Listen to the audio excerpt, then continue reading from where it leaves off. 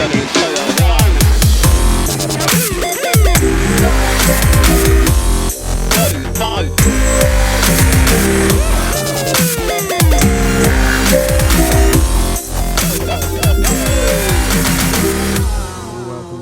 DL Gaming Podcast. I'm Bobby. I'm Christian. I was super late to the podcast, and I apologize, but you guys don't know that because it's all on time for you. Well, sort of. One of those days we got to get a schedule going. It was weird. Me and Bobby were sitting in Riverside, and we had to make small talk, and that was. Oof. I mean, I love talking. You guys are not the best. I love talking to the guy, but it was it was all good. What was your TTP on that? I'm bored. Let's just whip out our dicks. Yeah. Riverside is great for that too. You guys don't know, but yeah, you can zoom in and all kinds of stuff. So any thing cool happened this week for either one of you guys? Christian, you just got back from a small road trip or something? Yeah, I went to Drumheller, Alberta, which is Dino Land, and I was talking with Bobby before the show, but you guys have any themed towns where every business in the town is themed a certain way? There is there's old German towns. Those are throughout California. There's these one or two that I know of for sure that are just German themed, and I guess they just migrated there a long time ago and the whole thing's German.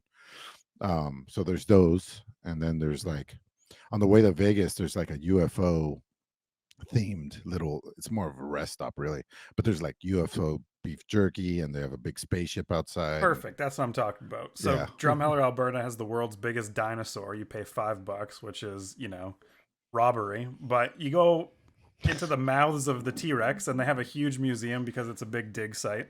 But then every other it's crazy. We'll be Tyrannosaurus Ave, Triceratops Street. Every business has a little clay dino that the city has paid for and put it at the top. And it's dinos mechanics. I don't know. That's that's speaking for Canada more than it is for businesses. It's just in Canada, you could be hey man, I'm kind of making this dino theme thing. Can you go along? Yeah, sure. Yeah. It's just easy. The whole town. Yeah, the whole town. Hey, can you change? You have a bed and breakfast. Can you change it from your name to something dino theme? Yeah. Bobby, do you have any you can think of? A theme? I'm thinking of Old Town in San Diego, which I guess has a Mexican theme, but San Diego is all kind of Mexican themed. But Old Town, they really play it up there. So Old Town in San Diego, I think, was the first established settlement in this area, way back, whenever. And it was the site of the first mission. So there's a lot of history there.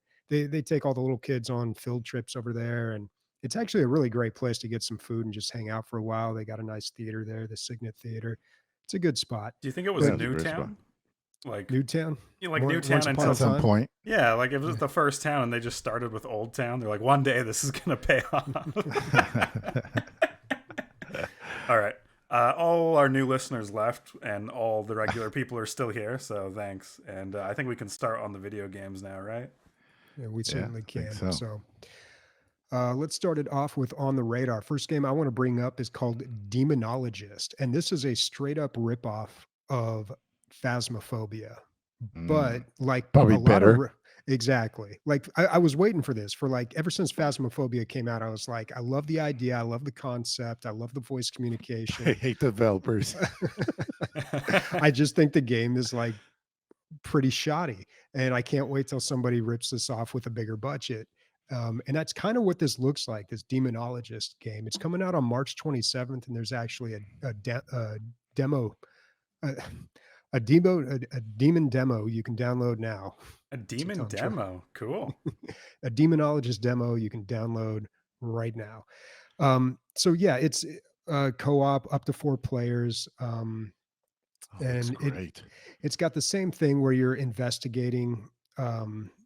You're investigating these scary places, and you are trying to provoke the demons and figure out what they are. But the graphics look a lot better. It's really funny. If you look at the Steam page and you look at one of the pictures, you can see one of the characters, and it's like this girl who's ghost hunting, like she just left the gym. It's just a real odd look. Yeah, you see it? Okay, you got it. The trailer that they have is fucking spooky. I was spooked.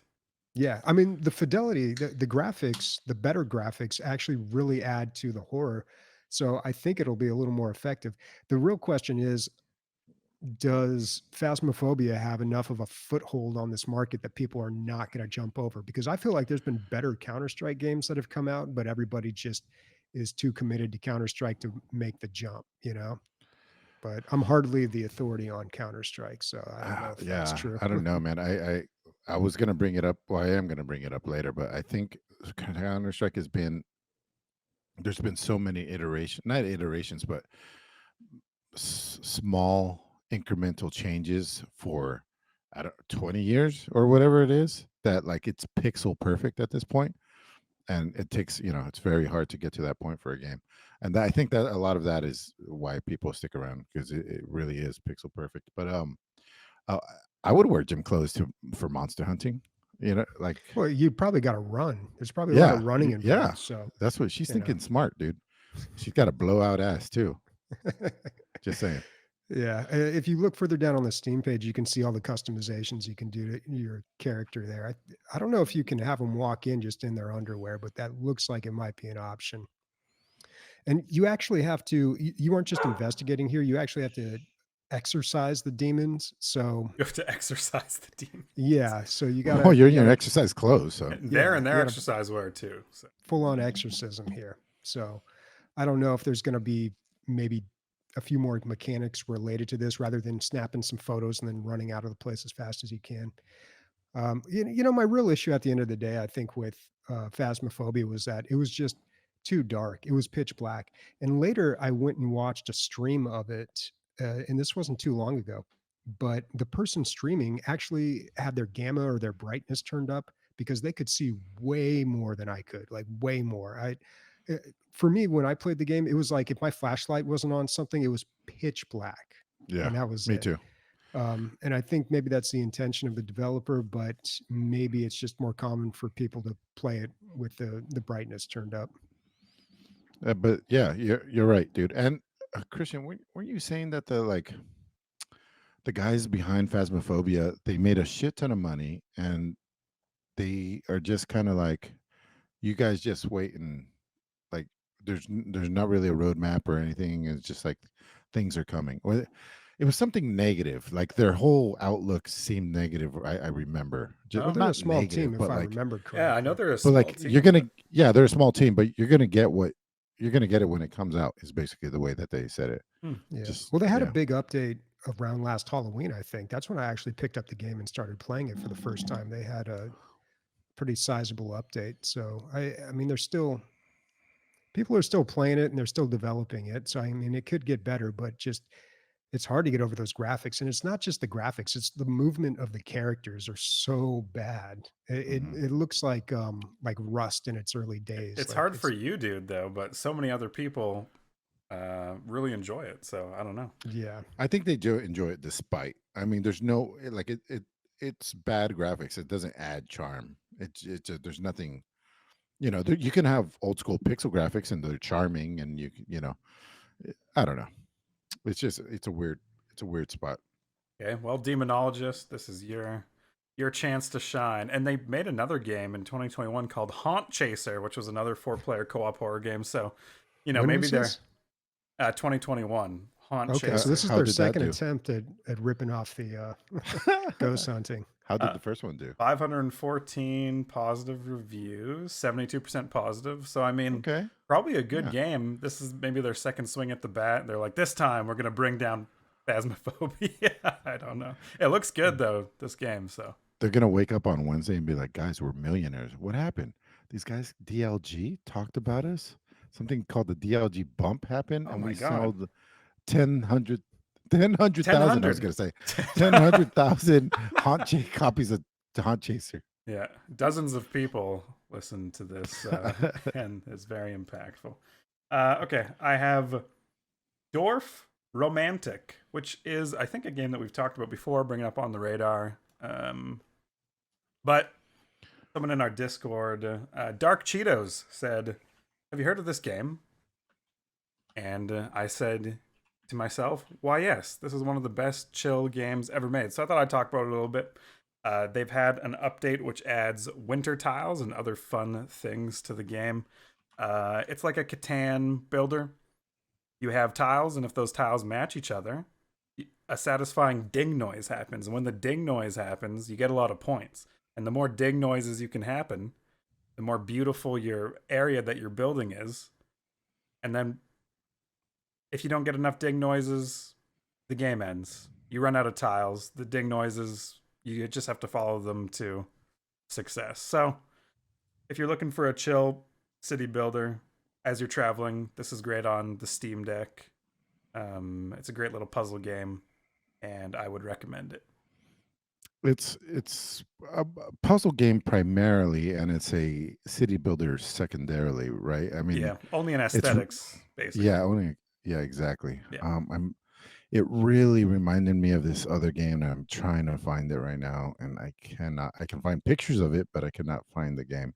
But yeah, it's just chill, no real rush, no stress, just a nice time. Yep. Yeah, and it's overwhelmingly positive. Yeah. Oh yeah, I like this is one of the best ones of these types of games that been made. Thanks for that, Dark Cheetos. That was Dorfromantik, one word. Really strange looking name. Right. I am not nor am I the premier person to be talking about Counter-Strike 2, but I feel like we need to. That's a pretty big thing. I actually don't have a whole lot of information on it. I watched 2 videos. I don't know when it's coming out. But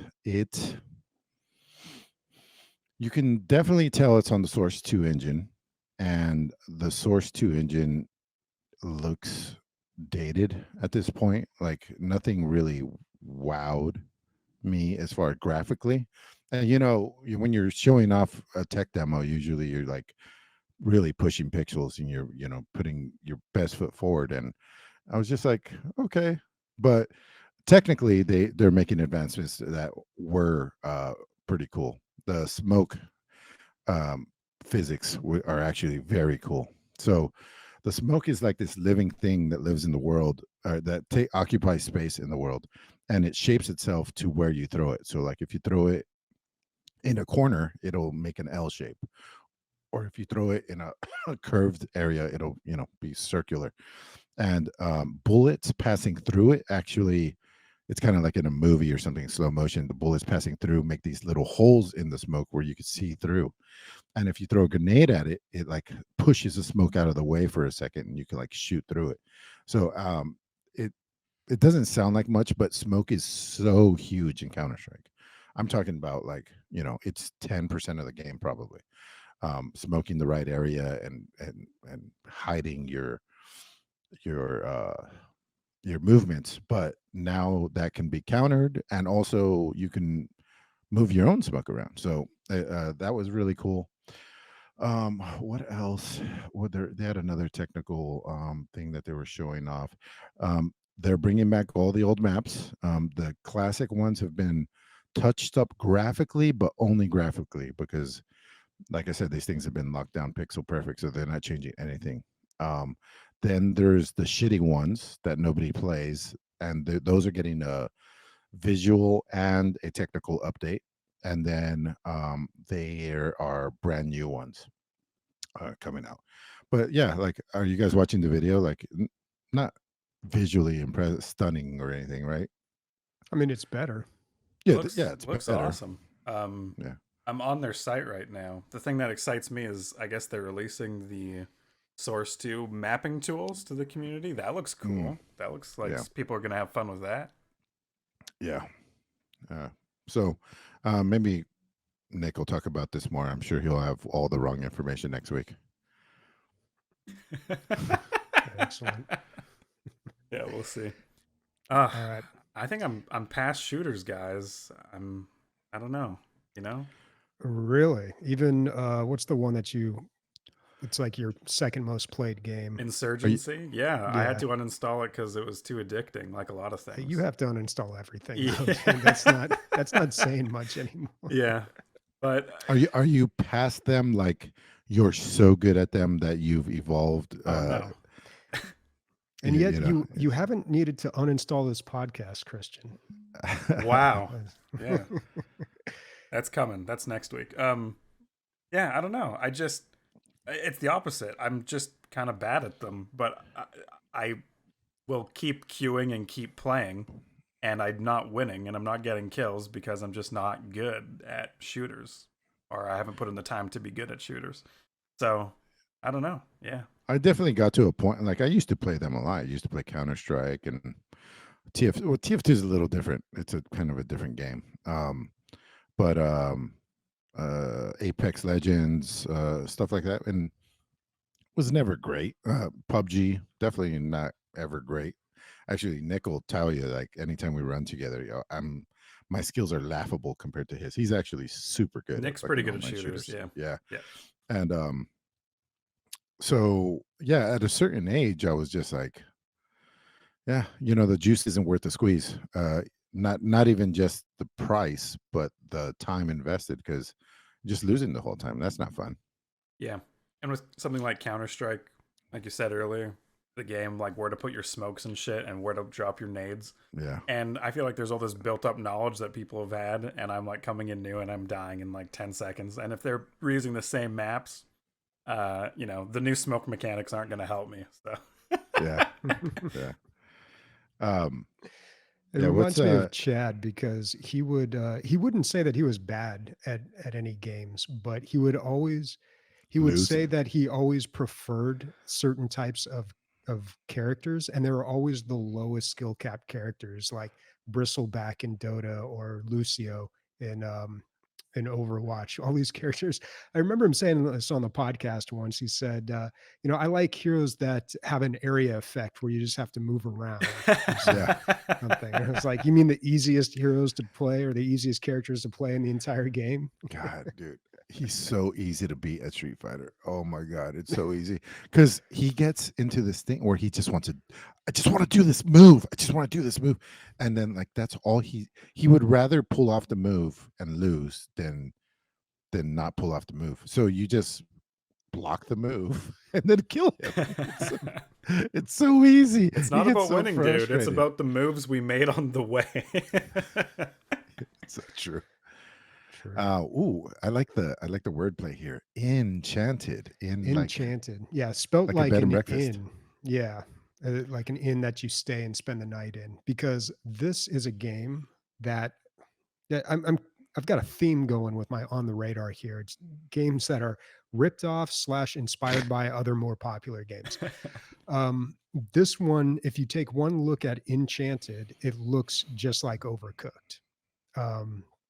And it is. It's a co-op game where you run around in a top-down area trying to manage an inn, an enchanted inn, if you will. And this not only involves serving the customers and making sales, but you have to brew potions and do some other things as well. It's got a few more mechanics.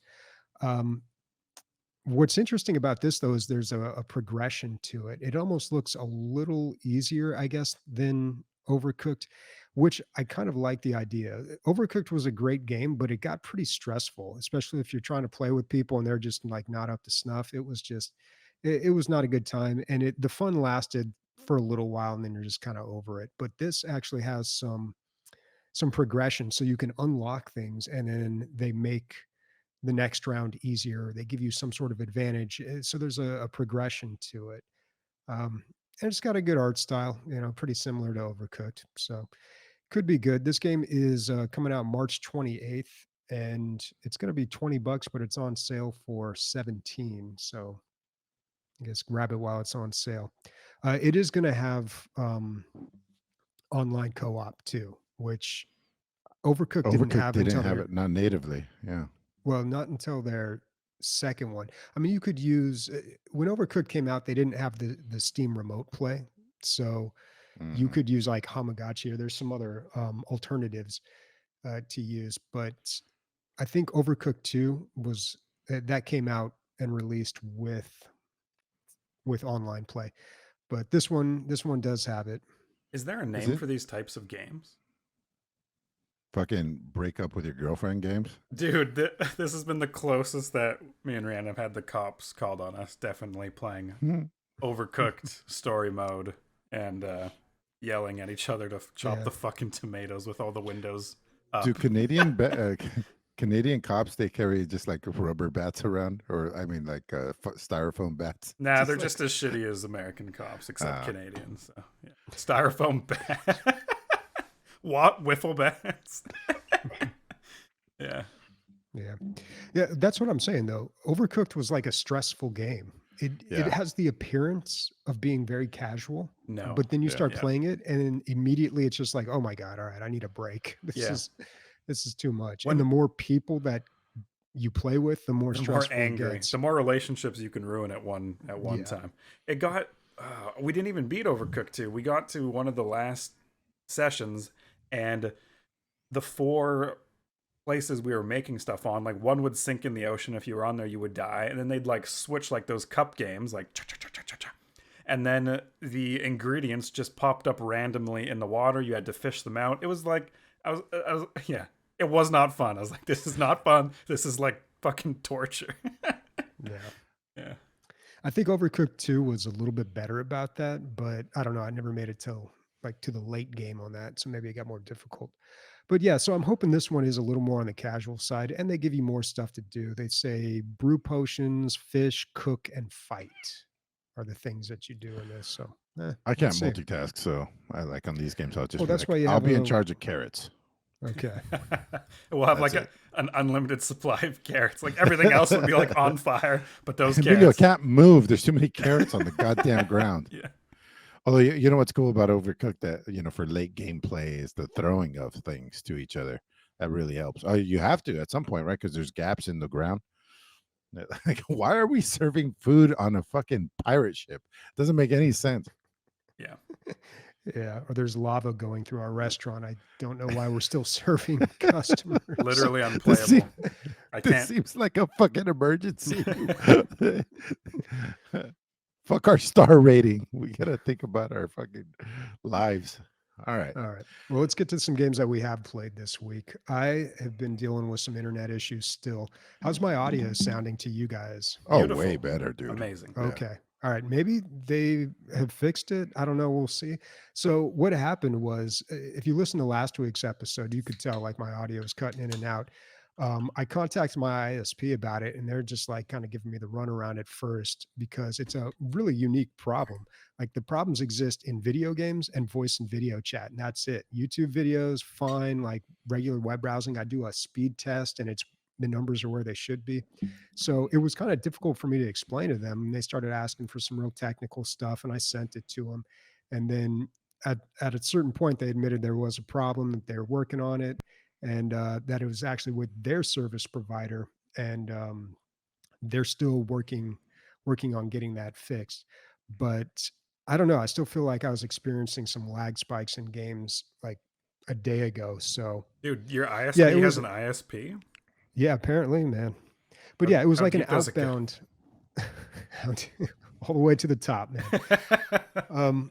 But what was really weird is that I was experiencing different issues in different games. So obviously, it was like an outbound packet issue. There was packet loss on my upload. So, voice and video chat's going to be heavily affected. But when I'm playing a game, every game seemed to deal with it a little bit differently. The worst of all of them, probably being Deep Rock Galactic, actually. In Deep Rock Galactic, I had a 50-50 chance that I would just get disconnected.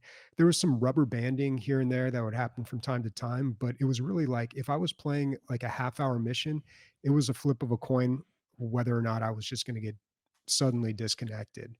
And that's tough to deal with, because you put in a lot of work on a mission and then you just get kicked, and then someone else comes in and takes your spot. So that sucked. Not as bad, but still pretty bad, was Heroes of the Storm, because it would get really bad during a team fight when there was a lot of action, and it would just be a huge lag spike, like a 1 second long. It doesn't sound huge, right? But in a game, like, that's the world. And it would happen constantly too. It was just like I'd have little micro stutters just every couple of seconds or every minute. It was super annoying.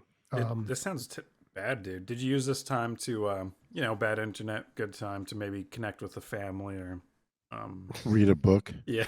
And then have them over and then not be able to read your book. Or just play single player games, which is what I did. I'll talk about that later. But you know what game dealt with this the best though was Overwatch 2. I played a lot of Overwatch 2 this week. I constantly had the little flashing icon in the top left corner that said, "Hey, you're losing packets."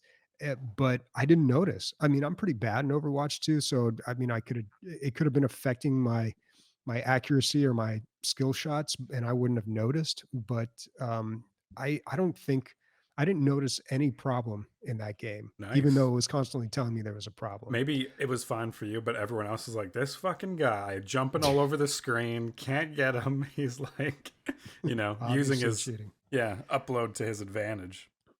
Oh God. That happened to me one time a long time ago. Back in the mid 2000s, it was right when they came out with the two graphics cards. Nvidia had SLI and AMD had, what did they call it? Oh man, I can't remember, but AMD had their own version of like SLI where you run two graphics cards in tandem. And I was experimenting with this with two AMD cards. And for some reason in a game I was playing, I think it was Team Fortress 2, it just caused me to glitch. It caused me to move super fast and like at a stuttered frame rate. So it wasn't like it gave me much of an advantage, but to people who I was playing the game with, it looked like I was just speeding across the map and using hacks. So every time I went into a server, they would just kick me for cheating. Yeah. I'm not surprised. And this was like right when this stuff came out. So I don't even know if they still do that. Does anyone still run two graphics cards anymore? I barely want one graphics card. I haven't heard about that in a long time, dude. Yeah, and I think I feel like they came out with Sly, and then some people did it for like that generation of cards, and then that was it. Yeah, because the next generation, I remember where they were like, this is better than two cards on Sly, and then people were like, so why the fuck am I going to do it? That happened a lot. And then now they're just twice as big. Yeah. They're huge. Yeah. It's like oh my God, I can't believe how big my 4080 is. Okay, so AMD's version was called Crossfire. I remember now, Crossfire. You'll get caught up in the crossfire. You guys remember that game? No. You did the voice acting for it? Could you do it again? That was pretty cool. No, it was a song. I just wasn't going to sing it. Oh. The commercial. Look up the commercial for Crossfire. You'll see what I'm talking about. You guys know what I'm talking about. If you're a 90s kid, you know this. Is that the Hot with Wheels? All the fire in the background? Hot Wheels? Dude, the game. It was a board game where you shoot these little things on a board at each other. And the Crossfire commercial was just like on TV all the time. And it was like these kids playing, and it was all the CGI flames everywhere. And it was like they're in like a pit fight or something. And these other kids around like cheering them on. And then one like shoots the other one. And then oh my God, like, dude. Yeah. And then he spins away. Dude, my parents loved me, so they didn't let me watch violent video game board game commercials. 90s commercials were the best. Anyway, yeah, what you're saying about the dual GPUs is totally true, because you never got double the performance out of them. You got, if you were lucky, 1.5. So you're buying two GPUs and you're getting 1.5 the value out of them. So it was not a really good investment, but for people who wanted to just like push it to the max, they would do that. Also, they were a beast to cool. Dude, imagine two graphics cards that you got to cool in your computer. And then, a newer graphics card would come out and just be better than like the SLI top tier. Sad. So yeah, that was my week. But I'll talk about the game that I did play a little later. Somebody else can talk about their game, or we can watch the Crossfire commercial. I don't know. I don't know if we should put it on. I don't know. I couldn't find it. I couldn't. I did a search on YouTube. Out of your goddamn, maybe like Canada blocks it or something. I don't know. Yeah, it's too. I think it was one of Bobby's fever dreams. Gotcha. It never really happened. A bunch of kids were in the alleyway. They were beating the shit out of each other. They were shooting. The first thing that comes up. I'm putting it in chat here. Okay. First thing that comes up when I look in YouTube. I type in Crossfire in YouTube and it just comes right up. Really? Damn. Okay. I don't see where you put it in chat either. I've got the Crossfire blinders on. I can't. I put it in Twitch chat. Oh, Twitch chat. He's cross-eyed when it comes to Crossfire. I can't see it. Okay, I'm going to talk about Bobby's favorite type of game. All our favorite types. Survival crafting games, I've unlocked the cheat code. I know how to play these games. And I want to share that with everyone. So, what you do is you set a day of the week. Tuesday, in my case. And all your friends and you... excuse me. Yeah. Yes, sir. Can it be Wednesdays too? Go fuck yourself. No, yeah, it can be Wednesdays. Yeah. Whatever day you want, And you all go at the same time. And you all play for the same amount of time. And you all hang out together and progress at the same amount of time. Survival crafting. And then if anyone logs into the server and tries to get ahead or does anything else without the group there, you ban that person and you don't play with them again because they're ruining the game. That's my thesis on these games. They're only fun they're the most fun if you go in with your friends and you're all experiencing it together and you don't have someone, being a loot gremlin, basically, like giving out high level gear and stuff. Or saying, I beat this boss and this is what you do here, here, and here, like backseating you, basically, being fucking annoying. It's just better if you all discover stuff together because there's no other game, I think, that's like that. You'll never all go to something and be like, what is this? We can't figure it out. And that is fun. The puzzle aspect of you doing that with your friends is fun, in my view. So you're an anti-capitalist communist. Is what I'm getting. Nobody can try to be better than the others. Is that what you're saying? Yeah, they can try, but on the time that the whole group plays, it's like a D&D session. Like you should treat it more like an event that you're having with your friends than something that you get ahead in. Like D&D wouldn't be fun if you just showed up one and someone's like, I see what you're saying. Yeah, I played for 4 hours and I'm level 10 and I'm going to lead you through all this content. Yeah. Yeah. That's a good analogy. So are there specific games that you're playing like this? Yeah, Astroneer. We've been playing it for the past 3 months, and I think we've pretty much beaten it. And I don't think I can say that of any other crafting survival. And it's just because it's been fun every single time. We've explored all the planets. We've unlocked the end game. All we have to do is set up this satellite, get these little crystals in the satellite, and I think we've won this survival crafting game, which I think a gripe a lot of people have with these types of games is they're not winnable. But I think they are if you do them properly. I think they can be. So, yeah. Astroneer was one of the few survival games that I enjoyed, actually. But when I played it, it was still it might have been in beta or it was in early development. There were things that just were not functioning correctly. And I couldn't continue with it, but I always meant to go back to it. I don't even know if it was multiplayer back when I played it. Might not have been. They're still releasing updates for it, so I know it's had a really long dev cycle. I do recommend Astroneer for these types of set a date and play a survival crafting game. And I don't recommend playing a survival crafting game any other way. If you do, you're wrong. Okay. Well, you can play it single player and see how far you can get. Oh, totally. Yeah. And then get your house ripped apart when you're offline. Exactly. Yeah. Which also sucks. Yeah, so that's my little rant. I'm tired of hearing about your shitty little games, everyone. let me talk about some AAA fucking awesomeness. Right. Yeah, I am enjoying Returnal so goddamn much. I do not get a lot of time to play. My total play I got about 3 hours last night, and then maybe 2 hours so 5 hours this week. I mean, I've been working like a dog, but Returnal scratches 2 itches for me. One, there is to call the single player, it's a roguelike, but it's unlike any other roguelike where the runs are intended to be very long. Like you could have a 50-minute run on or longer, hour and a half, and you're going up against bosses and stuff. And then if you get to a certain level, you can then teleport to that level. So you're making progress. You can skip all the beginning levels and go to the 4th level if you're on the 4th level. So you're making progress, like big strides. And it's really cool. And the story is, I heard a lot of people complaining about it, the way it's implemented, but I enjoy it. I think I know what's going on already, and they're still not like, here it is. Like, this is the whole. I haven't got the full secret, but I'm pretty sure it's kind of like a Shutter Island thing going on. I think, but I don't have confirmation on that yet. Um, but yeah, if I feel like a slow paced like game where I want to advance and make permanent um progress, I could play that, like something not relaxed because it's not constant combat, but like just a more structured, slower structured game. Then I'll go with the story based.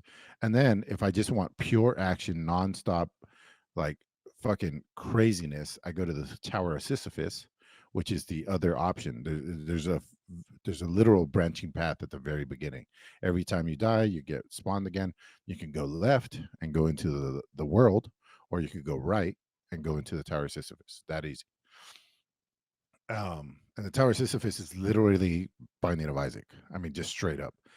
You go into a room, you kill all the bad guys, you go to the next room. It could be a trap room, it could be a store, or it could be another more combat room. And you kill everything, you build up these like combo points, and then the faster you go, the less point bonus you get. So you're trying to fucking run through the whole thing. And not just that, but your experience points, or I would say your currency in the game, falls from they're like pinatas. Everything you kill, but it falls on the ground at their feet. And if you don't pick them up within 3 seconds, they disappear.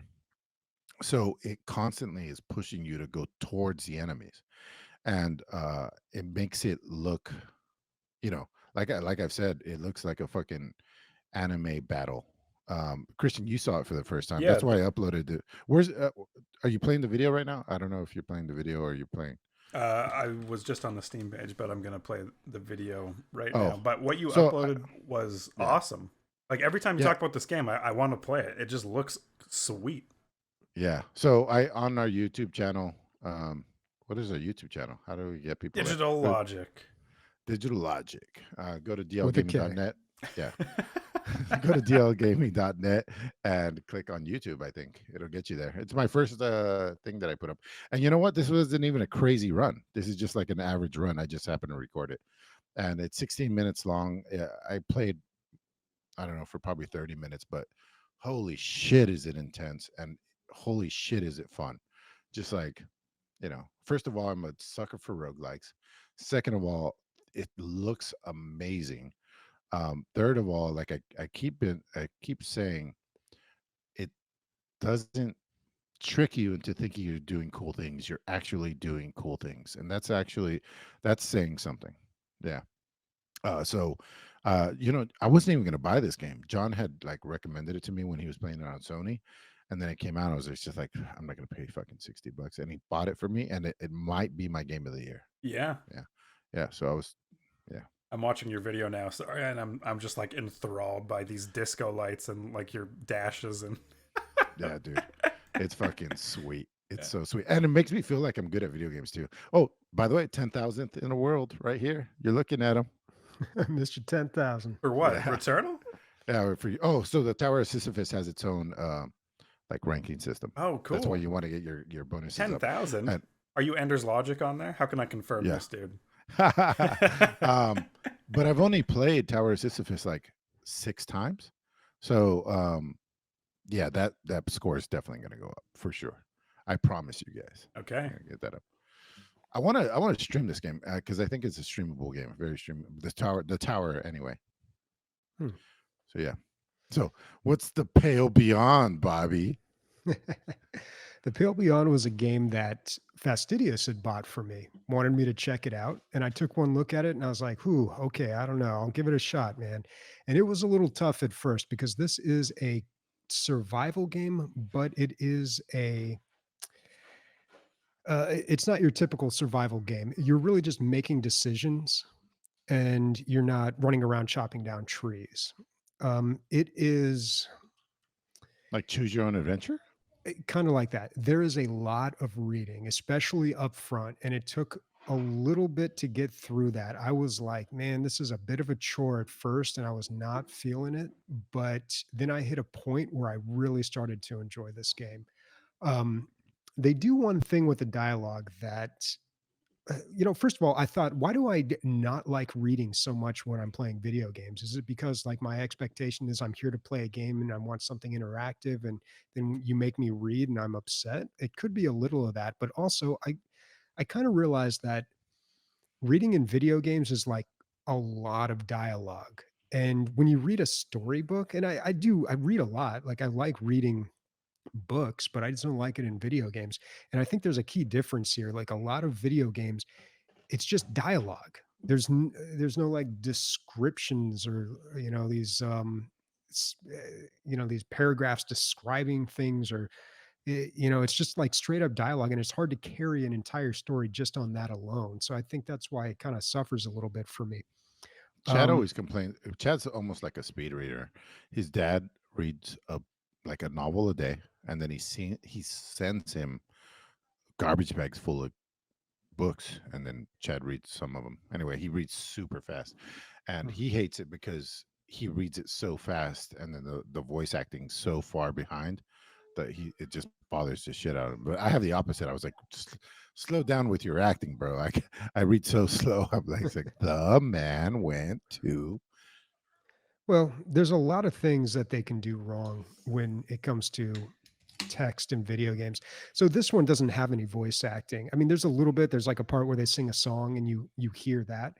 But one of the mistakes they make in this game is when you're doing these conversations, these dialogue options that they give you, you select one, and then you obviously read the responses, and then you select one, and then once you select it, it places it in the dialogue, so you read it a second time, and that's just like super annoying because the big problem that I have with a lot of these in video games is that there's too much of it.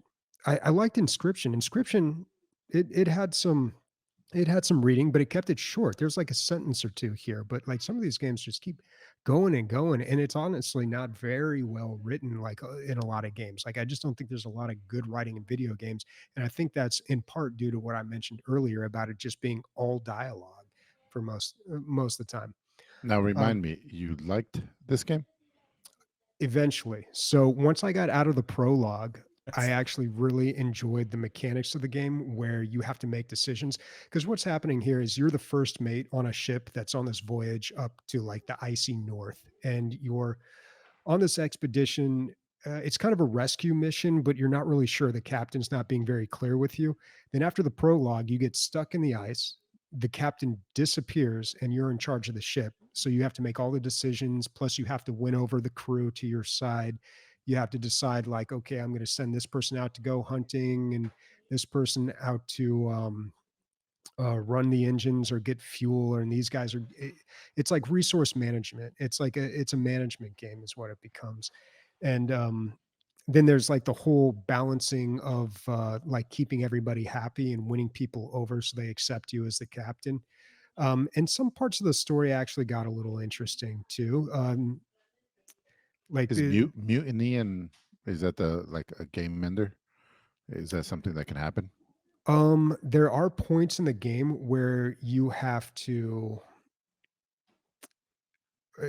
the crew votes on who they want in charge. So you have to make sure that you have enough of your Mm. crew on your side. Yeah, but there was like one particular part of the story that I actually got pretty invested in was the cook, who also is like the musician. And he plays music for everybody at the end of the day. He was really loyal to the old captain who just disappeared, and he wouldn't really accept me as the new captain. So he started singing these songs that were little jabs at me. And I was like, Mm. dude, fuck this guy. And you have to address that at some point. And one of the options is just smash his accordion. And every time I wanted to do that, I was like, this is what I want to do. I want to just be like, boom, I'm in charge here, You bitch. smashed my necromantic cat in D&D, dude. Do you remember that? Um, yeah, I No. probably did. Yeah, Yeah. he was a fucking paladin. Somebody was like, He's a necromancer, and your pal. Oh, it was Nick. He was like pushing Bobby to do any role playing whatsoever. And I had this like skeleton cat, and then one morning we woke up and he just smashed my cat too. Oh yeah. Well, I mean, it was probably evil. I think that cat was plotting against us. Plus, video games. Video games are like the complete opposite of real life for me. I like to solve all my problems by just smashing things and killing people. But I exercised some self control here, and I did not smash his accordion, but I was firm with him, and I think that ended up playing out better in this game. But I don't know. I'm in the second act. I'm assuming there's 3. And there's a bit of a mystery wrapped up into this because before the captain disappeared, he said we're actually hunting ghosts or something like that. So I don't know what's going on or where this is leading to, but it turned out the game turned out to be pretty good. It was just a bit of a hurdle at the beginning where there was just excessive dialogue to get through. And I don't know if it's a bit of a roguelike. Like if you fail the game, you got to start over again, or I think you can go back and reload from certain points. But I don't know if you have to redo the prologue if you start again. This looks awesome, dude. A lot of these fellow traveler games are, like you said, roguelike story games. I played Suzerain and I loved it. It's like a nation manager, but you just make dialogue options in it. And I thought they did the dialogue really well. Like it was like, yeah, a couple sentences and you choose your decision and that's that. And then something visual happens. So what did you call this? Is there a genre here? Did you call it a fellow challenger? What'd you call it? That's the publisher is Fellow Traveler. Oh, and I they see, just I publish see. a lot of these games. That maybe should be the genre though. Yeah. Well, they call it a resource management game, which I can see. That's definitely what it is. But it's a bit of a visual novel or a text adventure as well too, because there's a lot of dialogue. You know what I liked what Mass Effect did. So they'd give you the dialogue options and you choose your response, but then the acting and the voice acting would be different. It would be in the same vein of what you had picked as your text response, but it would be more fitted to actual verbal conversation. So that kind of switched it up a little bit. But this game unfortunately does not do that. You have to read your responses twice, and sometimes when I'm reading like cutscenes or like dialogue in games, I'm editing it in my head. I'm just like, that's not needed. Like that, the last 2 things that this person said are just like, they add absolutely nothing. Like, I don't know, maybe when people are writing these, they think like they get really involved and they think it adds like a little character or flavor or something, but it doesn't. Like nobody cares. Maybe like, you're just fucking picky, dude. You're like editing the dialogue. I'll send you my notes after, Fellow Traveler. Don't worry. Yeah, I got some notes, man. I got some notes. This game is 90% on Steam, though, dude. So just like these, I mean, it sounds like your gripes are pretty small potatoes. Overall, people are liking this and you're having fun. Yeah. Once I got past the prologue, I really had a good time with it. And it's totally one of those like just one more turn kind of games. Like you want to do the next day and manage your little colony of people and living on the ice. But yeah, it's good. I can recommend it if you like these types of games. If you do not like these types of games, then I would not touch this game because it is not for you. I think these games are for like specific people. I'm looking at the first review here on Steam, and the first con is a lot of clicking through repeated dialogue. Could use a skip or fast forward for the parts you've already done. Okay, now you're just cherry picking reviews, Bobby. Oh, wait a second. He says, "Buy Bobby Digital." Literally the first review on here, guys. Come on. But I've heard that before, dude. I've heard about the fucking whatever that game was. Who's it by? King Tehran? Yeah. By Kelpie Gems. I like that name. But he says edit patch 1.22 fixes this as you can hold control to fast forward through dialogue. Cool. Okay. All right. This came out February 2023. Sorry, usually I'm like kind of knowledgeable about this, but I thought this was like an old game that he bought you, but this is brand new stuff. No, this just came out. Yeah. Cool. Yeah. Fastidious does not do old games. He is single-handedly holding up the whole video game industry. He buys himself and friends copies. Oh man, yeah. Wonderful. He rolls through games like I can't believe. Yeah. He was a fan of Returnal too. He said it was too hard though. I don't know. Once you get into it, anyway, just got Returnal on the brain, guys. We played Diablo 4 with a lot of people last night. We had 6 people playing. You could only play with 4, but we had 6 in the voice channel, which gets really fun. So I played with JP Diddy, Rubber Nuts, and a new guy that I didn't know on the Discord. You can get our Discord by dlgaming.net and clicking on Discord. Yeah, every once in a while something pops off, and Diablo 4 being free for a weekend is a pretty big thing. Bobby, it's too bad you didn't know it was free. Yeah, and I might have played it, but I just don't like the idea of playing that game without my progress saving, because if I'm going to get into that game, it's going to be like I'm going to get into it. I'm going to get up in the there. thing is, it's like $70 just to see if you like it. That's a hefty. Oh, I know I'm going to like it, dude. The second I turned on a stream and saw that game, I was like, oh, fuck. All right, I'm in. Yeah, so it's got a lot of things going good for it. So it looks great. It plays very good, not great, I would say. It had the events and things that happen. The environments are incredible. The just scripted, somewhat scripted, because it's randomly generated levels, but the little scripted things that happen in the level, like something like a chandelier falling, not a chandelier falling, but like something like that. Just things are happening in the level that are fucking sweet, because usually ARPGs don't do that, because it's randomly generated levels and stuff. So like just things will happen in the background. We were on a spider level, and we ran into a bad guy that was made out of spiders, like a human being that was made out of spiders, kind of like the guy from Half-Life. And we popped that bitch open, and a bunch of spiders came out of him. We were like, oh shit, what the fuck? There was a level where we went into it, and it was like an HR Geiger tentacle-y kind of weirdness, and we didn't run and kill things. We stood around and watched the walls. Like, it's so visually impressive, this game. But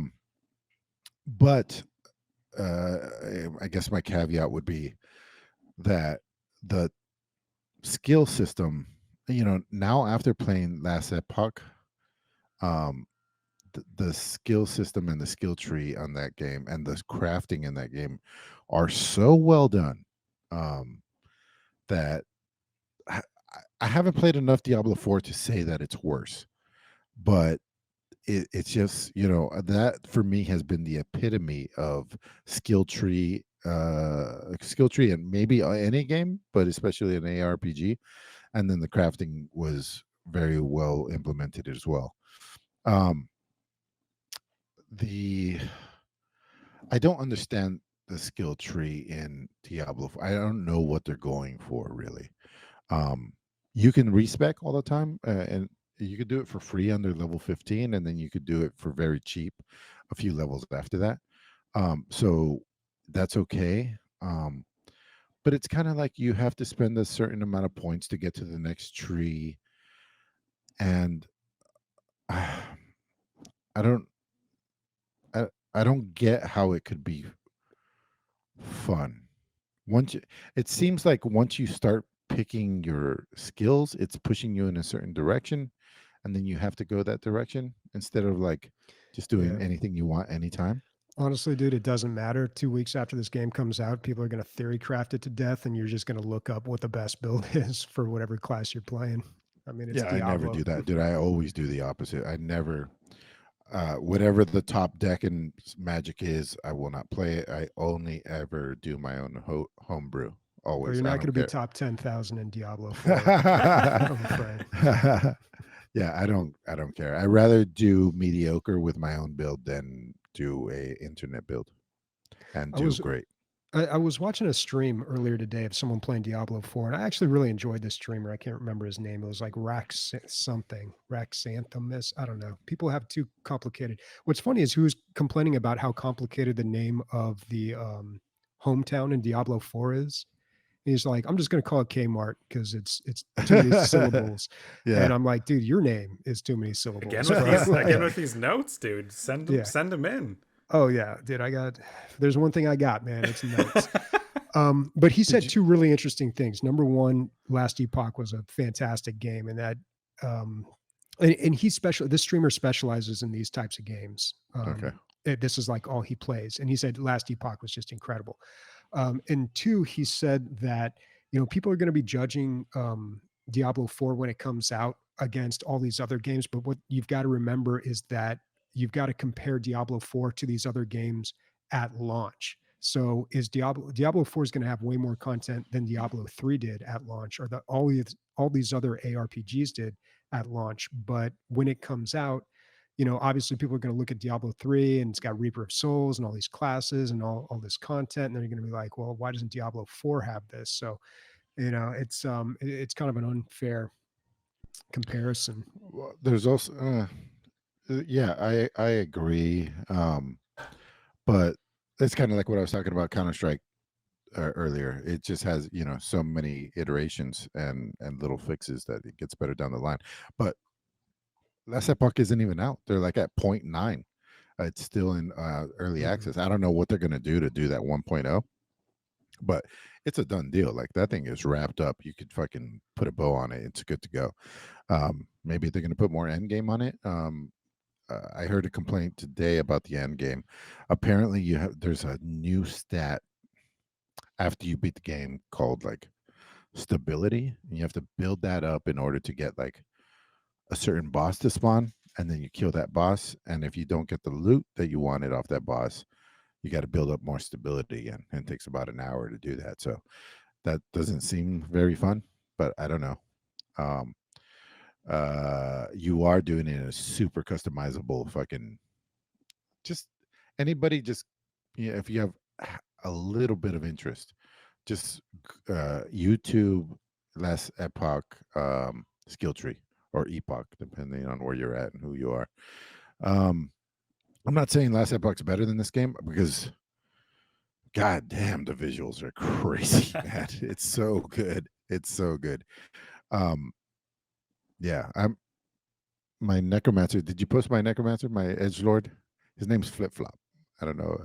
I wanted to make him like look super fucking edgy, and then I gave him fucking the stupid name called Flip Flop. But yeah, the graphics are great. You can see right there. I think this is what happened. I think Captain Gummy wasn't even going to download it and play it, and he saw the graphics on just the character that I built, and he's like, "Holy shit!" He's like, he started downloading it. Sold. So yeah, sold. Yeah. So I could definitely. Can I recommend it for $70 based on what I did? And that's the cheapest version you can get is $70, right? I would say, I mean, if gun to my head, yes. Gun to my head, it's probably worth $70. Yeah. You got to think about, I mean, dude, I don't really throw around numbers like that. Like, $70. It's like, am I going to play it? That's the real question. Like, because most games I'll play for maybe a week and then I'll never touch it again for the rest of my entire life. But Diablo 4 is a good investment. $70 for a game that I'm probably going to be playing off and on for the next 10, 15 years. Yeah, dude. That's a good way to look at it. Pick that up. So, Christian, are you showing his necromancer here? Where can I see this? I did show it, yeah. Is it in Discord? I'll just share my screen temporarily so that we can all bask in the glow. Okay. Yeah. Yeah, the graphics look incredible on that. You're locked into that when you pick necromancer, you're locked into that kind of like scrawny, like emaciated. Yeah, I was gonna say that's not the look that you usually go for. This guy looks like he's playing bass for the Deftones or something. So I'm still listening, but AFK for a second. What is Dome Keeper, and is it better than Diablo 4? Yeah, so we're talking about AAA titles, and Dome Keeper is definitely not one of them. So this is on the radar a little while ago, and I picked it up on the Steam sale as my only purchase. Trying to buy less games and put more hours into less games, trying to satisfy myself differently. So the loop of this game is you mine below, you get resources, and you upgrade your dome, and then in a certain amount of time, aliens come and they try to stomp your shit in. You know, it's a simple formula here, but it's one of the, I mean, I think it's one of the best games ever made. I don't know if that's,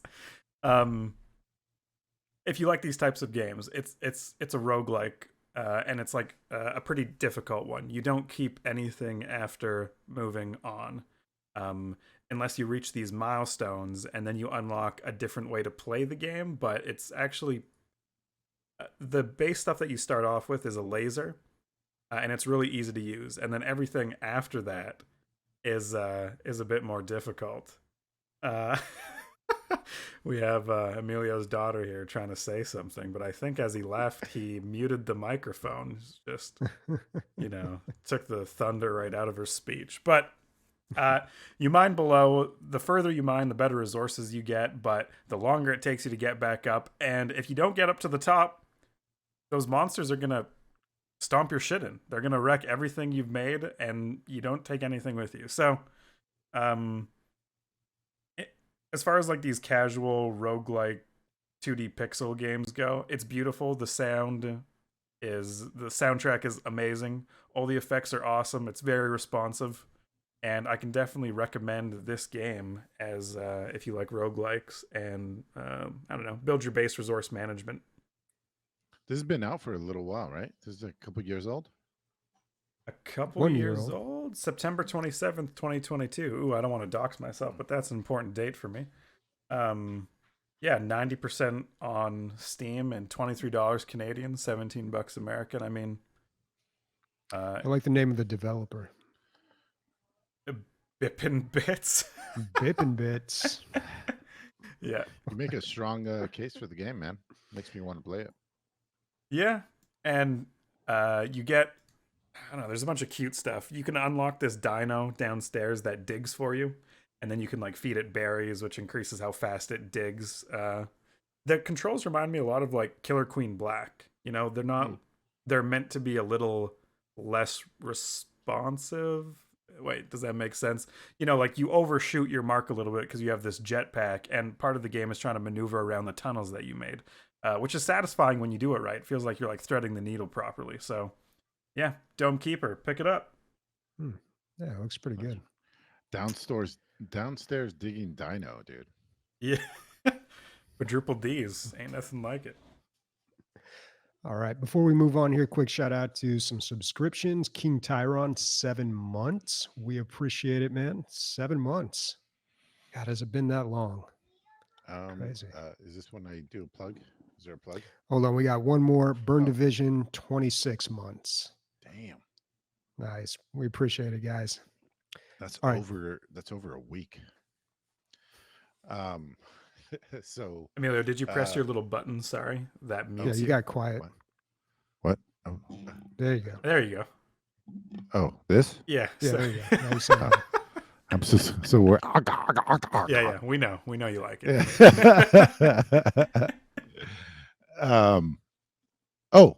I've been talking about t-shirts, and we made t-shirt sales, which means not that whatever we made sales, but what it does mean is people went and looked, and they thought they were so cool that they made a purchase. And if you just go look, you will make a purchase too. That's how cool they are. That's what I mean. So dlgaming.net, merch. Is there a merch button? There is a merch button right at the top. Yeah. Right at the So top. check stairs. that out. Yep. We don't make a lot of money off it. You'll just look cool. Yeah. What do we get? 93 cents. It's all for you. It's really. It's been. We're gonna get free advertising. So hopefully you're the one extrovert PC gamer. Yeah. People ask you about your clothes. What's this DL gaming in the style of BioShock? Yeah. All right, where are we at in the show? Host. Listener questions. All right. So first one coming from, I thought his name was Alatom, but maybe it's showing Atom here. I think it's Tom. I think it's. Yeah. Well, he asks, what video game OST do you guys think is a banger from start to end? It's the Hades. It's the Hades soundtrack from start to finish. It's the only game where instead of spending my hard-fought roguelite little gems that you get after the end of every mission, where you can increase your power level, I went to the musician and I just bought more songs to listen to from the soundtracks. Yeah. I was thinking, I don't know, last night or something that somebody, hopefully somebody's done a documentary on Supergiant. I hope they have, because I really feel like this developer has fucking blossomed through the beginning of our podcast towards the end. I mean, to up until they just keep incrementally getting better and better and trying new shit, and not always like home runs, but just fucking, it's so impressive, man. So impressive. Yeah, and then the music's always been great, and it's always been a part of, we were talking about it, I think last week, Bastion. Yeah. How like the sound, they started off with the sound, and also Bastion is also looked at as the great narration, because there's like a great guy with a great voice narrating every one of your moves early on, and the boy took a slice at the pot. You're like, what the fuck? What's going on here? Obviously they couldn't do it through the whole game, but the narrator does stick with you through the game, and yeah, it's just they're wow. Are they my favorite developer? One of, for sure. Yeah, it used to be Bethesda, but Bethesda, like Zap said yesterday on the Discord, they're a shadow of what they were, and the people that started it are long gone. Soundtracks, Bobby, one of your favorite things in this world, music. Oh, sorry, I didn't answer. Doom. Doom. Probably Doom. 2016. Okay. Incredible soundtrack and implementation. Not just a great soundtrack, but like rising and getting more intense as the fighting got more intense, and then dying down as a slow, not just stop. It's fucking great. Yeah, and a soundtrack should just be more than music in the background. It should serve the game in some capacity. I like the retro stuff a little bit more. Somebody posted a track from Streets of Rage in our Discord a while back, and that, I mean, that's just a lot of nostalgia for me, but also I hadn't heard it in so long, and on listening to it, I was just reminded how well it fit that game and how good that track was. It was just, God, I love Streets of Rage. I didn't have a Sega Genesis. I'd have to go over to a neighbor's house to play that, but man, that was always the game I wanted to play. And also Warhammer Mechanicus was a good one. Oh yeah? Yeah. Is it more of a rock theme, or what is it? No, it's like it's more like dark industrial and a little operatic. It's it fits perfectly with the Warhammer. It's very in line with the Warhammer theme, but yeah, that was really good. And again, yeah, you want to do something themed appropriately, not just having some hits on there that don't mean anything to the game.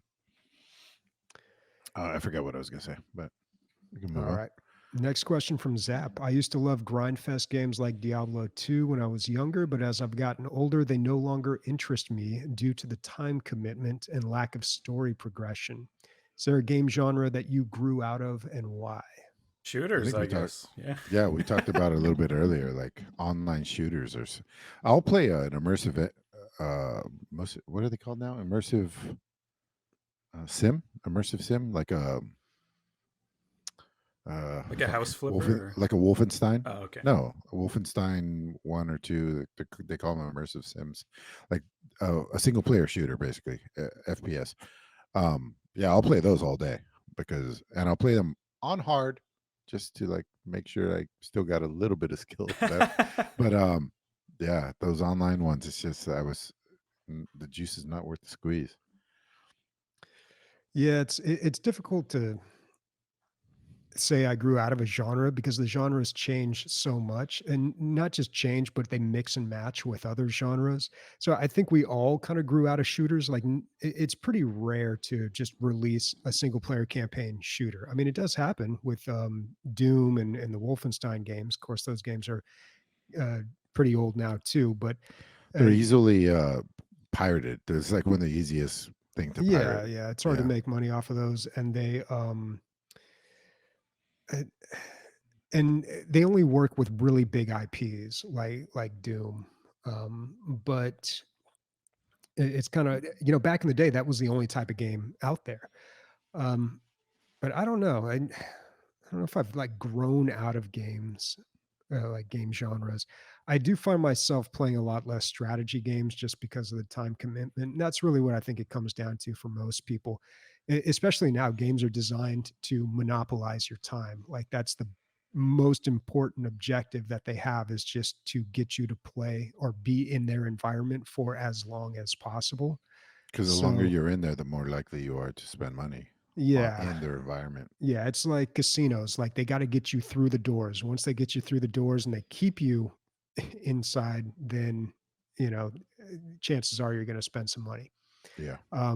But for strategy games, they usually don't have. No, just with I'm talking about games in general. Okay. And mainly AAA games. Like the big games that are just designed to make tons and tons of money. So it is kind of difficult playing games this day and age, just because it's like, am I going to commit 100% of my game time to this? Especially doing the podcast, like we got to move on to things. So I do find myself like less likely to jump onto whatever the next big thing is, just because I'm just like, I'm not going to invest the time that this game requires. It's funny, after the episode last week, Bobby and I got our family share going, so he's like, yeah, I got this new computer, I want to push some pixels. I was like, all right, cool, let's like get you some high-end stuff. So one of them was Returnal, and I don't know, there was another one that was like high graphics, and then he ends up playing Inscription. Yeah, although I did also play Battlefront 2 this week. Oh, and nice. It looked incredible because my 1080 chugged on that, and I had a lot of technical issues. When I first started up Battlefront 2, it would crash every time I loaded a map on the new computer. So I was a little concerned, did some Googling, and someone was like, go into this config file, delete this thing about the shader setting. I did that and it worked. I was like, okay, that's weird. But it's really nice to play that game just on max settings because it looks fantastic, but also get a really good frame rate. Like I can play a sniper or specialist or whatever they call it now. Of course, after an hour, I was just like, okay, I'm kind of over this game, but it is kind of amazing to look at. Yeah, same with Squadrons too. I feel like after you've played it a bit, you can go back in and just like experience being in Star Wars, which is like, of course, one of my biggest, something that turns me on, not in a fan way, not in a sick way. Get your head out of the gutter, Bobby. You're smiling weirdly at me when I said that, but I still have yet to play Squadrons. I think they gave that game away on Epic Games. I'm pretty sure I have it. Dude, the campaign on Squadrons is 6 hours, probably ish long, and yeah, you just feel like you're in a dogfighter. Like I wouldn't even play the PvP because everyone who's still playing that game is like pretty good. It's kind of sad because you're gonna get your head stomped in, and I mean, well, I've never been good at dogfighters. At flying games. Like even in Battlefield games, I never pilot the jets or the helicopters because I'm just terrible at it. Yeah. So I'd be more interested in it for the single player. And I got to say, Battlefront 2, they really dumbed that stuff down. I'm like, wow, I'm actually getting kills. Nobody plays that mode. Like nobody plays that mode. You'll be waiting forever in a queue trying to get in to a space battle game. But why would they when there's Squadrons? Like it's just a superior dogfighter. I feel like. Especially now. Yeah. All right. Zep has another question. The International Olympic Committee is trialing video games for the Olympics. Some are notable like Gran Turismo 7 and Just Dance, but most are obscure. What video game would you add to the Olympics? Counter-Strike, I guess. I think, it's been... Every time you come back to your mic, you're always too quiet. Is it the distance? I guess it is. I don't know. Yeah. And then do the thing that you always do when you do this. There we go.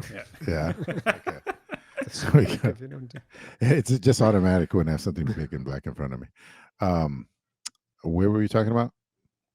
We were talking about video games for the Olympics. So you said Counter-Strike, which is interesting because that's it's been competitive for so many years. Yeah. And yeah, I don't know. Counter Street Fighter. Sure. Street Fighter's been competitive since he went online, or even before. It was the first tournaments I even ever heard of. Mm-hmm. There was local fucking tournaments. We would give my buddy, the best one of us, we would give him money so he could join the tournament, so that he would get the like infinite token card, and that he'd share with us. It was awesome. That's awesome. Yeah. Well, I feel like fighting games and also Rocket League are easy to translate for people. Yeah. It's an easy game for someone to watch who doesn't play video games and understand. Although I don't know, some of the Street Fighter games, they get pretty flashy with like the combo moves, and it can get difficult to understand what's going on. But I think that's a little more mainstream friendly. Dana White, the owner of the UFC, always says that like UFC, MMA will ultimately be the biggest sport in the world because it's so easy to understand. Like this guy's clearly kicking this guy's ass. You know what I mean? In football, there's 45 minutes to explain for them to get a cursory understanding of what's going on. But yeah, same thing with fighting games. If they're not super flashy, like a Marvel versus Capcom or something, you understand right away. The life bar goes down, and there you go.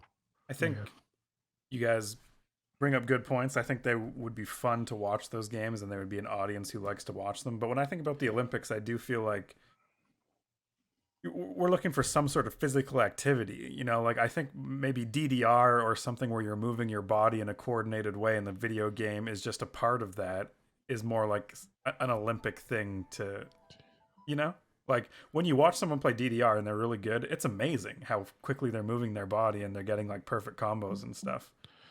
No, for sure. When I watch people play DDR, I think they look ridiculous. I got some notes for you. Got some notes.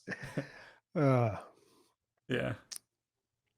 Okay. Hingle McCringleberry asks, not sure if any of you remember the DDR dance pads that were all the rage in the early 2000s, but do you think those could ever make a comeback, or even things like Guitar Hero? It feels like games that need extra hardware declined over the last few years, possibly due mostly to digital gaming. No, I think something like that will go VR first. I think there'll be a VR version of. I mean, that's what Blade. What do you call it? Beat Saber kind of is. But there'll probably be a more physical Beat Saber that will kind of be a huge thing, I think. Yeah, Beat Saber was really like DDR 2.0. Yeah, totally. You're saying that, but I'm telling you, the DDR people look way cooler than the Beat Saber people. Yeah, Bobby, I can't agree with you. I every time I saw somebody fucking going off on Beat Saber, dance, what DDR, it's so impressive, I thought. I don't know. I think you're jealous, dude. Yeah, I don't know. I don't know. Really? Yeah. You guys watch somebody? Can we get a YouTube video of someone playing DDR? Can we get a YouTube video, sure, dude? Yeah, somebody going and off. just moving incredibly fast, only from the waist down. And especially if they are like overweight and don't look athletic and still fucking destroyed, that's so much better. What's that Irish dance, like Irish folk dancing, where there's a lot of? It's called river dance. River dance. Bobby watches those and he's like, I don't get it. They look ridiculous. Yeah. All right, we got Emilio here. I mean, look at that. Maybe they can put a little pizzazz on it, like if they do a little bit more. But most people, she literally hasn't missed one note. It does look a little derpy, though. It does look a little derpy. But... a little derpy? Okay. She has to balance herself. What is the other girl doing? Yeah, the other girl's on like super easy mode. This is such a huge contrast. One person's like nailing it. The other person is like walking like a giant. I'm barely watching the game. I got other things on my mind. Oh boy. All right. Hingle McCringleberry also asks, what is your favorite style of Pringle chips? I love salt and vinegar. I gotta look these up. Good. I don't have Pringles so often that I know. Yeah, I don't know what the flavors are these days, but I mean anything salt and vinegar is pretty good. Especially as I'm older, I feel like that's, when you get older, you kind of go for the like Cool Ranch Blast Doritos a little less and more for like the traditional flavors that are like salt and vinegar or oh god, do they have like a dill pickle? Pickle, no, the sour cream and onion one, like those are good for a little while until they're not. Like you hit a certain point with those where you're just like, oh my god, the acidity builds up to a point that you're just like, yeah, I can't continue. I will burn my tongue out of my mouth if I continue to eat these. I kind of love the pain of that, like a lot of salt and vinegar chips. Like when the sides of my mouth start to dissolve and the flesh of my skin is exposed to the vinegar, that's when I know I'm having a really good time. It must be what like vampires feel when they've experienced sunlight. Yeah. Yeah. That 15th chip. I'm looking at these in front of me right now. There was a dill pickle. I remember when that came out, I was like, that is really good. The cheddar and sour cream sounds really good. Yeah. I don't know. Besides that, everything else is buffalo is never everything that puts buffalo on. I'm never like, wow, that was really buffalo chicken wing. Never. I mean, do you know what a buffalo tastes like? No, but I'm saying like, buffalo wings, like Frank's hot sauce. That's buffalo flavor. Everything else is kind of like a pale comparison to that. Do they have pizza flavored? They Every time they do, and I bet it tastes terrible. Oh, they have a habanero. I'll probably love those. That's yummy. Yeah. Someone tagged me on the Discord and they said Canada's been hiding these all-dressed chips and they're the worst flavor, so you can have them. That's all I'm saying. We have all-dressed Pringles too. People keep saying that that's a really good flavor, but you're just not into it, huh, Christian? No. Why would you take all the flavors and put it together? That's not supposed to happen. We have separate flavors for a reason. I used to do that with sodas. Every flavor bean in is that what they're called in Harry Potter? No, they're called something else, but they're all random flavors, and some of them are gross and some of them are good. You used to do the swamp water, Bobby, with the pops, but then it only tastes like the Sprite. Swamp water with the pops? No, dude, no, that's not what we call it down here in California. We call it a suicide. A suicide? Oh. Why is everything so violent? You're like, oh, this board game. Because we have guns, dude. We call, when you mix all the pop together, what do you call that? A suicide?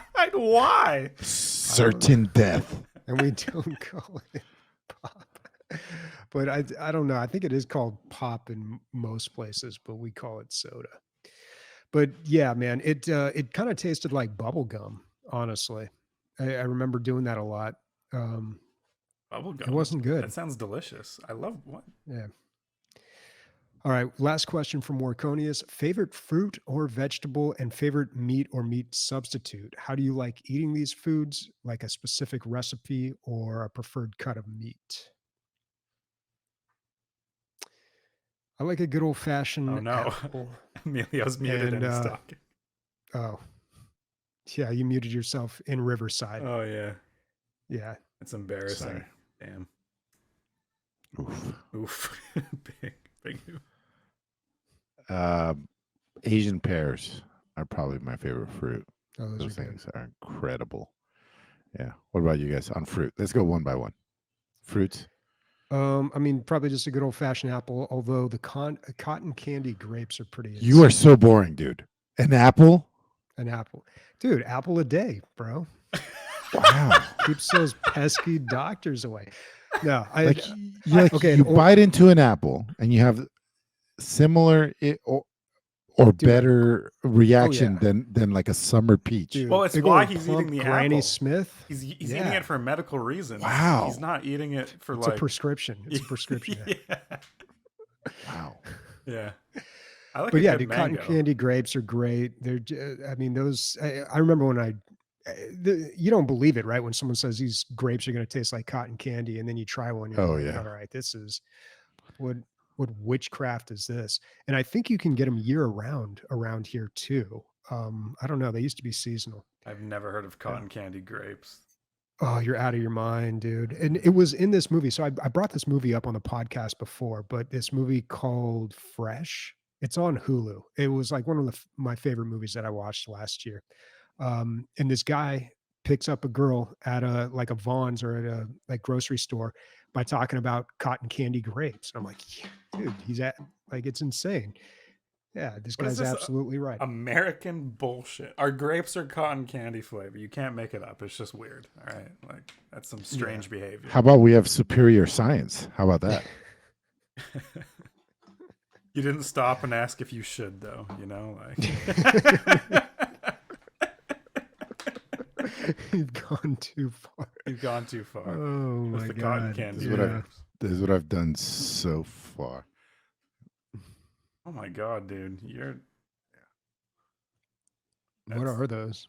It's a lot. Is that apple juice? Basically, like hard seltzers. Hard seltzers. That's what everybody's drinking these days. Yeah, it's like a sponsor.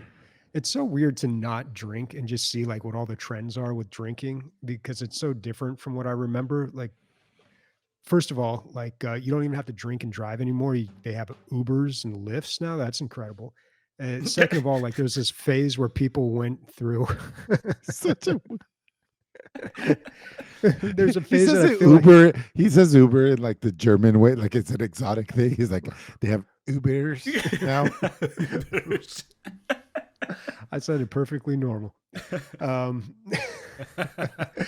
But like I feel like everyone went through this pickle phase too. Like they were ordering drinks with a pickle back, and I don't know. That was a while ago. Maybe they're still doing it. And now it's like all about the seltzers, like White Claw. And I don't know. Back when I drink, it was like if you see a guy drinking a seltzer, you're like, what? It was not. It's 2023, Bobby. Anyone can drink. It is. It is 2023, and you can drink whatever. All right, dudes can drink fuzzy navels, and there's nothing wrong with that. People can fucking deep throat their cotton candy grapes, like they're going wild. Oh my God! Dude, you're gonna. I can't believe you haven't tried one of those. Do they have those in Canada? I have never seen them. That's probably why. You guys eat them all. They're so good. I can only imagine grapes that taste like cotton candy. I don't know if they allow that to be. They're incredible. Okay. I used to work in produce when those came out, and I had so much fun like giving samples of those. I'm like, come here. Well, that was a long time ago. I have something special. Little old ladies, come here, bro. I didn't. Come here, bro. Put my grapes in your mouth. No, I didn't discover them until like 2 years ago or 3 years ago. I thought it was like this new incredible thing that just was like invented, but apparently they've been around for a while. Hasn't come to Canada yet. Yeah. They're working their way up there. Yeah, slowly. Okay, I visited my friend in North Carolina, and he's told me he's never eaten a banana before. Do you know one person who hasn't eaten a banana in their entire life, like an adult person? How trustworthy of a friend is this? Very trustworthy. He was dead serious. I was like, oh, I love banana flavored stuff, and you know, you can't go wrong with having a banana in the morning. At that point, you just hold him down and stuff a banana down. You gotta try it, dude. Yeah. And then some cotton candy grapes, the grapes and the banana. Yeah. The shaft in the palm. I can't eat bananas anymore, man. They give me like heartburn or something. Like, I don't know what it is. I have a bad reaction to bananas. It's unfortunate. Too many cotton candy grapes, dude. Yeah, maybe. Favorite meat or meat substitute? All right. I have the truth. Well, I'm a meat guy for sure. Just meat. I need to have meat in almost every meal, or I don't enjoy it, or at least protein. For the most part. Anyway, but I'm torn because my favorite meat is octopus, but also like it's my favorite animal. Yeah. And they're also fucking wicked smart. And it's rough, man. It's rough. Like it's a weird place to be. Yeah, Brienne stopped eating octopus too. It was her favorite. No, I didn't stop.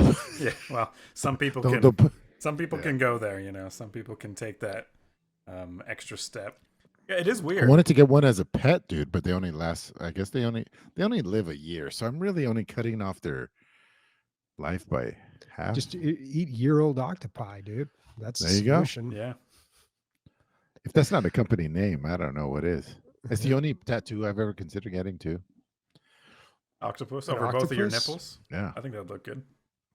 You know what's so funny is like Luna being 3. She loves animals. All kids love animals, and you know, you go through all the animals, and all the octopuses she's ever seen have been cartoon octopuses, so they're cute.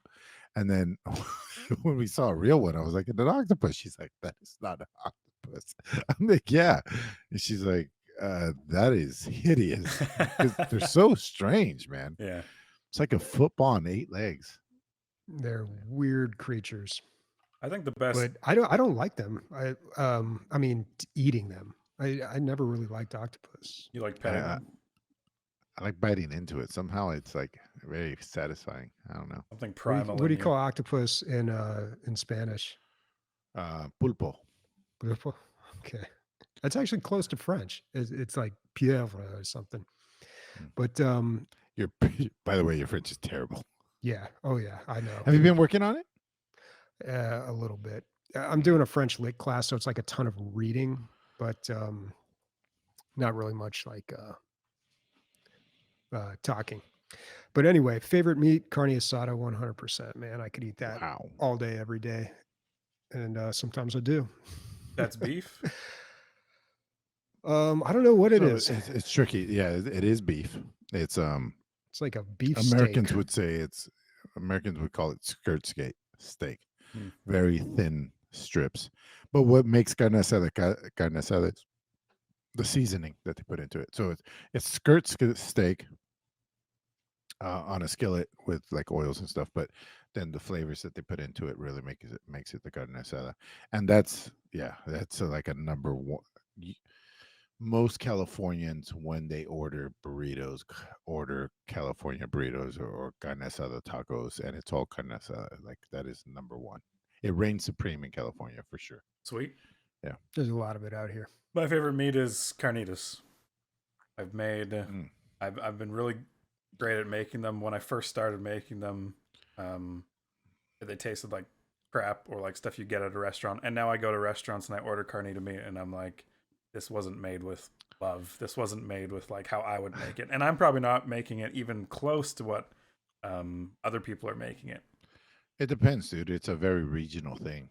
There are times that you can get carnitas and it's very bacon-like, very salty and fatty and stuff. And you can get carnitas that are way juicier and almost stringy.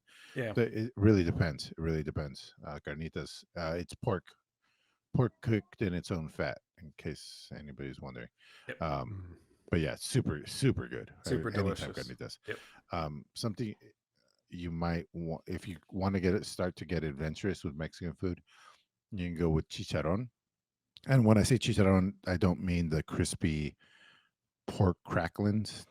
Those are called chicharrones, right? But if you get chicharron at a restaurant, that is like pork skin infused with flavors, like usually like chile verde or something like that, and it's tentacly and it's very like squishy. It has the worst texture, but oh my god, is the flavor off the hook. It's incredible. It's so good. It's like a pork crackling, but like infused with sauce and flavor. That's what it is, but it makes it squishy. Okay, so good. Cool. I want to try it when we're going to DLG Con in San Diego. I want to. You're not gonna find it in no, in all of Canada probably. That's why I said I'm gonna try it in San Diego. Yeah, I know. Oh, okay. You're just saying I'll have to wait. Yeah. All right, folks. I think that's an episode. What's everybody playing next week? Fucking Dome Keeper, dude. We're so boring. Dome Keeper. Yeah. I mean, if I had my way, it would stop raining and send it. The more it rains, the more I have to work. That's how it works at my construction job. Most construction guys get rain days off. It's the opposite for me. I have to work 10 times harder. I worked 14 days in a row. This is my first day off in a long time. But yeah, I would like to stream Returnal. That's what I really would like to do. I think that Tower of Sisyphus, you're just beating things up. There's not a lot of things to like learn about the game. You can just enjoy the visuals. If Christian likes just the visuals, anybody can like just the visuals. I don't know what I'm going to be playing next week. I'm taking some time off from work, so I will have a little bit of extra time. So I think I'm going to pick up some new card battler game, something that I can really get into. Possibly Tainted Grail. Liberté? I watched the trailer for that, and I checked out the Steam page, and you guys didn't like it? It didn't seem I like think you were more into the. Weren't you more into the like French Revolution part than you were the? Well, that part looked cool. Like that actually interested me, and I'm sure Christian as well. But yeah, that's what I'm saying. There didn't seem to be a lot of card battling, is what I'm saying. Oh, like I didn't see much of that. Yeah. It seemed like a lot of like a hack and slash isometric game. So I don't know. Bobby, is D4, is that like a foregone conclusion for you? It's bought. Yeah, when it comes out, I'm sure I'll buy it in June. June is the release date. Whoa! Did you do something different, Christian? Oh, I just started sharing my screen. Just in I have a feeling the end of the episode is coming on. So it is. It is. What did you think when Hades was like announced? Hades 2, and it was like his sister. Like, I don't know. I just have all the faith that it's going to be a great game. I guess I didn't really think too much. Why? What did you think? Oh, I don't know. I guess, what do you expect from a sequel? Like, how do you do the same thing but not do the same thing? I guess she needs to leave too because it's a terrible place to live. Right.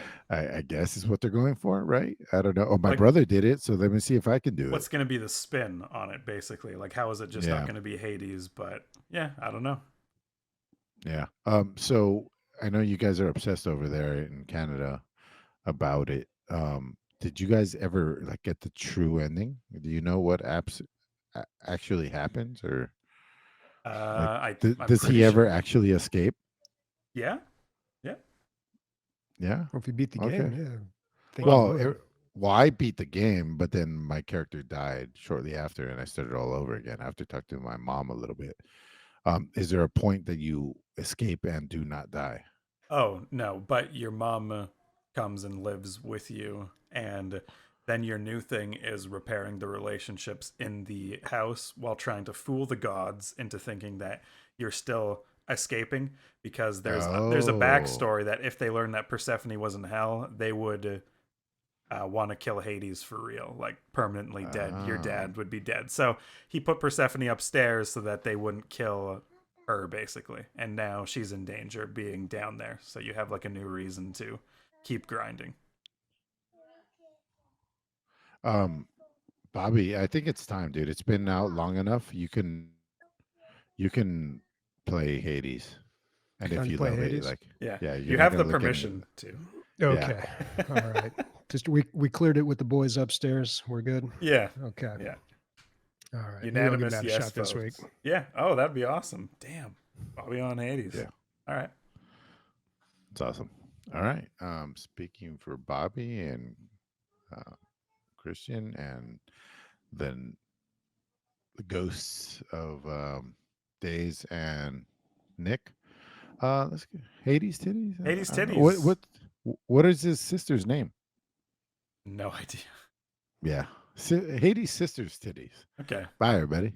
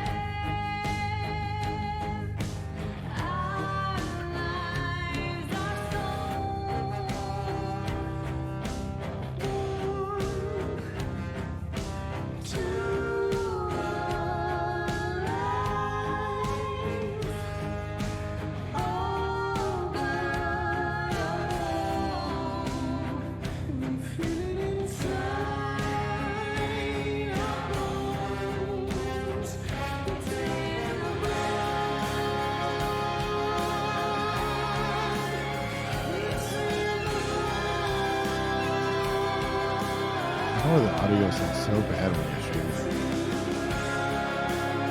So what a great song, but it's like, I don't know, it sounds like it's coming out of here. Straight out of a tin can. It'll sound better.